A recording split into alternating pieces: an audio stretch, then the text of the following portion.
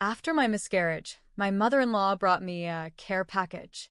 Inside was a baby onesie, a book about letting go, and a note that said, "Next time, try not to stress so much."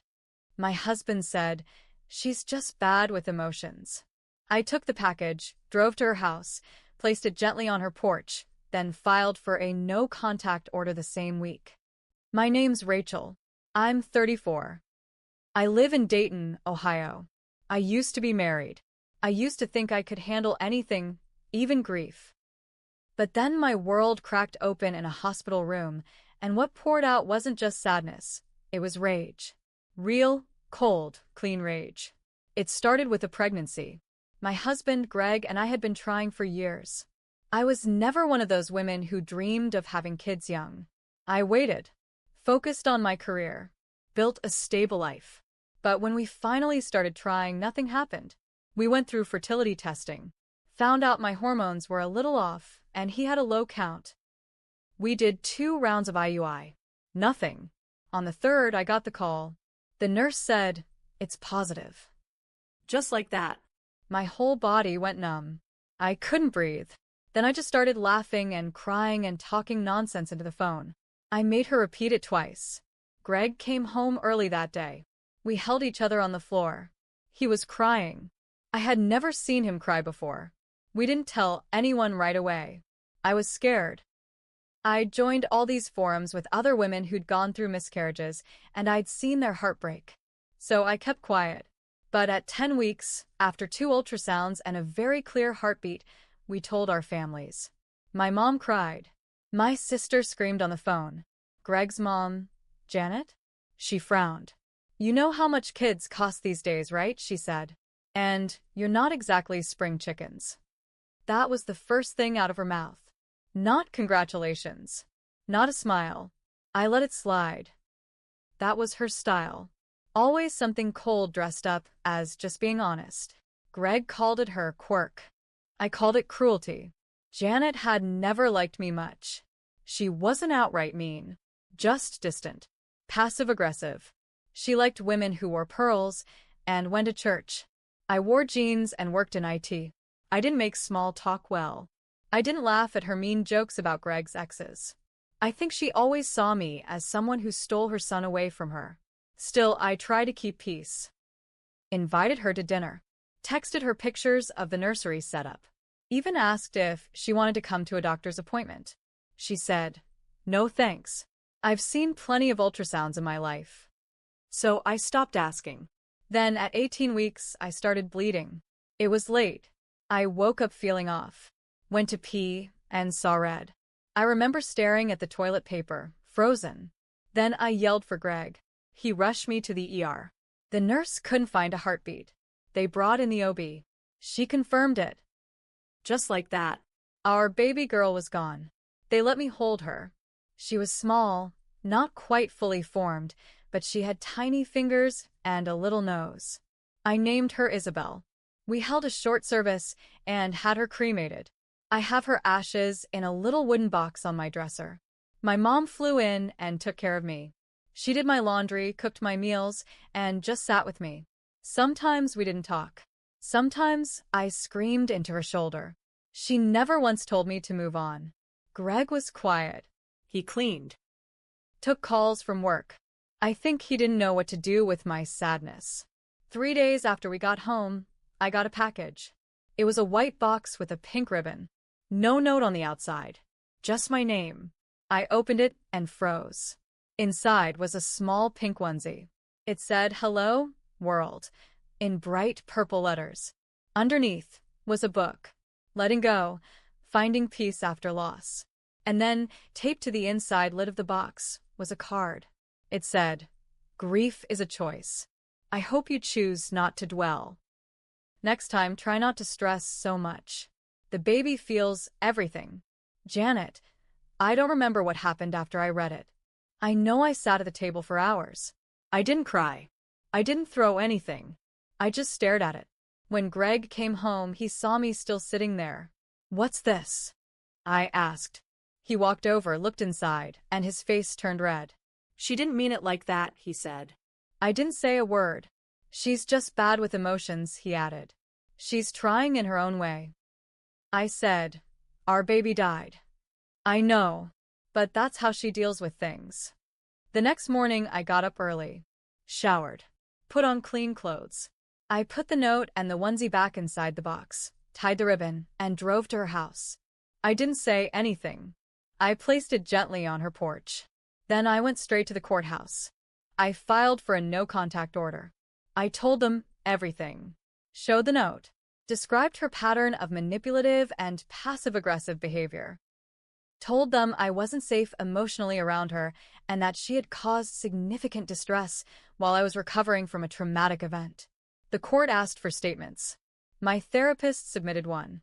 Said I had PTSD from the miscarriage and that the box had sent me into a breakdown. They called Janet in. She said she was just trying to help. She said I was making a scene. She said, I lost a baby too once. I said, then you should have known how cruel that box was. The judge granted a 5-year protection order. Greg didn't know how to respond. He said she didn't mean it. Maybe it came out wrong. I told him I couldn't be around anyone who defended what she did. That if he wanted to keep her in his life, he could go live with her. He swore he'd cut her off. We did couples therapy. We tried. But a few months later, I found out he'd been calling her behind my back, giving her updates on my therapy, my mental state, what I was saying. He betrayed me for the second time. I asked him to leave. We got divorced 6 months later. No drama. No fighting. Just quiet signatures and boxes packed in silence. I stayed in the house. I kept Isabel's ashes in our bedroom. And I never opened another package from anyone I didn't trust again. The divorce was supposed to be the end. I thought, finally, I could close the chapter on that part of my life. But people don't always stay in their corners. A few months after Greg moved out, I started getting strange messages. Not from him. From numbers I didn't know. Things like, you're tearing a family apart. Everyone grieves differently. You should be ashamed. It wasn't her fault your baby died. I blocked everyone. Changed my number. Took myself off social media. But somehow, they kept coming.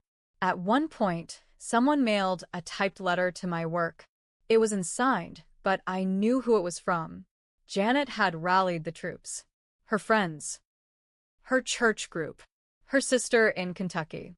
They all thought I was some mentally unstable ex-daughter-in-law who weaponized grief to hurt her son and ruin a grandmother's life. One of the messages even mentioned my therapist by name, said she was feeding me lies to keep me angry. I reported it. The court added a clause to my order. Janet wasn't allowed to have anyone contact me on her behalf. That quieted things for a while. But the biggest twist came when Greg's lawyer contacted me. Apparently, Janet had been hospitalized. Stroke. Mild, but enough to require long-term care. Greg was her power of attorney. He wanted to talk. I ignored the message. Then he showed up at my job. I was coming back from lunch and saw him standing in the lobby, holding a manila envelope. I just need 5 minutes, he said. I didn't answer. I walked past him into my office. He left the envelope with the front desk. Inside was a letter. From Janet. Handwritten. Shaky pen strokes. She said she didn't expect forgiveness, just wanted me to know she never meant harm, and that grief makes people say strange things. There was also a photo. Isabel's ultrasound picture. One I'd never seen. She must have copied it during one of the appointments I invited her to. She wrote, I think of her too. I sat with that for a long time. And then I called my lawyer. Not to respond to her. Not to soften the order. But to file for something new. Because in the background of that ultrasound photo, barely visible, was me. Lying on the table. Eyes closed, belly exposed. She had taken a photo of me without permission. Not just a photo of the monitor. Of me. And that changed everything. I filed for a civil privacy violation. The court took it seriously. That picture proved something else was going on. That her obsession wasn't just grief. It was control. Janet was ruled mentally unfit to represent herself. Greg had to speak on her behalf. He cried. I didn't. This time, I brought everything. Every message, every letter, every file from my therapist, even my journal entries from the days after the package arrived. The judge ruled in my favor. Janet is now legally barred from contacting me, speaking my name in public forums, or sharing any images of me without consent. Her name is on a public record for emotional harassment. Greg lost power of attorney. It was given to a neutral elder care professional. I thought I would feel relief. But what I really felt was silence. For the first time in 2 years, no one was watching me. No one was whispering behind my back. It was just me, My little house, my job. my quiet, and Isabel. Always Isabel. Just when I thought everything had settled, another wave hit. Not from Greg. Not from Janet. This one came from someone I never expected. Greg's ex, Marissa. I barely knew her. I'd seen her once at a mutual friend's wedding before Greg and I got together. She was tall, loud, and wore red lipstick like it was armor. They had dated for a few years in their 20s, then split up quietly. He never said much about her except she and my mom got along way too well. Now, suddenly, she wanted to talk. She sent me a Facebook message from a new profile with no photo. Hi, Rachel. I know this is random, but I need to talk to you. It's about Janet. And Greg. It's important.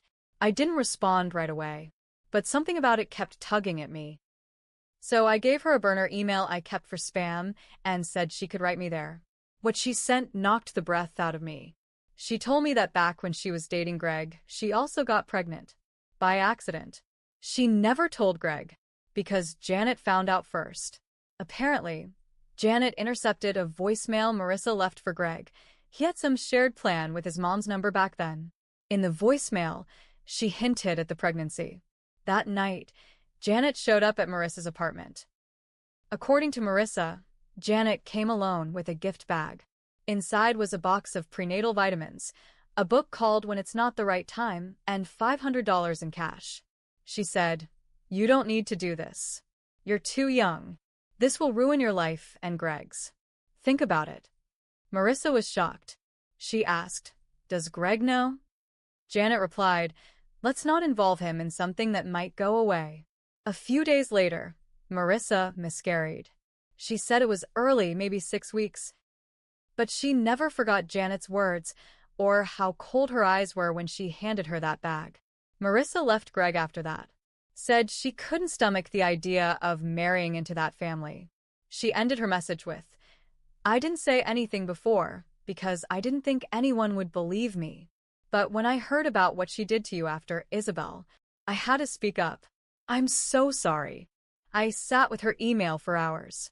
My whole body was shaking. All the pieces started clicking. The way Janet never got excited about my pregnancy, the fake concern, the gifts, the emotional pressure. She didn't want a grandchild. She wanted control. She wanted silence. I forwarded the email to my lawyer. He added it to the record. Even though it was too late to add charges, it gave context. It showed a pattern. I finally understood something I hadn't before. Janet didn't see me as a person grieving. She saw me as a mistake that hadn't gone away. And Greg? He had lived in that warped world for so long, he didn't even know it was poison. This wasn't just about grief anymore. This was about generational damage. Women being punished for not bending. Sons being trained to look away. People like me being left to pick up the wreckage. I didn't know what I was going to do next. But I knew one thing. I wasn't done yet. After I got Marissa's message, I knew I couldn't stay quiet anymore. I wasn't going to yell or throw things. That's not my way. But I was going to make sure Janet's legacy, the one she was so proud of, would follow her. Every time she tried to smile her way into a new group of people, I wanted them to know. Every time she looked in the mirror, I wanted her to remember the women she tried to silence. And Greg, he wasn't off the hook either. So, I wrote it all down. Everything. Not for Reddit. Not at first. I wrote a formal, notarized victim statement. I included every note, every message, every time she tried to disguise cruelty as help.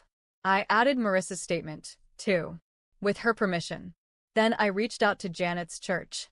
The one she bragged about. The one she volunteered at for years. I didn't ask for revenge. I just sent the packet to the board. I said, "This is who she really is. Do what you will." 3 weeks later, I heard she was removed from her volunteer position. They didn't tell her why. She thought it was about her health. It wasn't. Then I did something harder. I filed a lawsuit. A public one. Civil emotional abuse and harassment. Not for money. For a record. I didn't want $1 from her. I wanted her name on something permanent. Something searchable. Greg showed up to court, again. He didn't look at me. The judge read out the full list of actions Jana had taken, sending the package, organizing people to message me, spreading private medical information. The ruling was clear.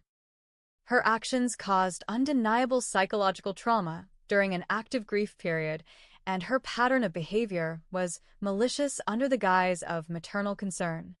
The court ordered that she pay $1 in damages. Just one. Symbolic. I framed that check. Put it in a shadow box with a copy of the court ruling. Greg emailed me once after that. Just one line. "I'm sorry for not protecting you. I see it now." I didn't respond. There was nothing left to say. A few months later, I packed up Isabel's things. The brown boots. The bracelet. The ultrasound. I buried them in a small patch under the maple tree in the backyard. Just me and the soft breeze. No priest. No music. Just the sound of dirt falling over the past. It wasn't closure, but it was a line. A deep one. I don't know what Janet does now. I don't care. Greg moved to Indiana. I see a therapist twice a month. I go on walks. I talk to Marissa sometimes. We aren't friends, not exactly, but we understand each other in a way most people never will. And one day, maybe I'll try again. Maybe not. But here's what I know. I didn't let her break me. I didn't scream or beg. I took her care package. I placed it on her porch like a tombstone. And I buried her power over me right beside it. Forever.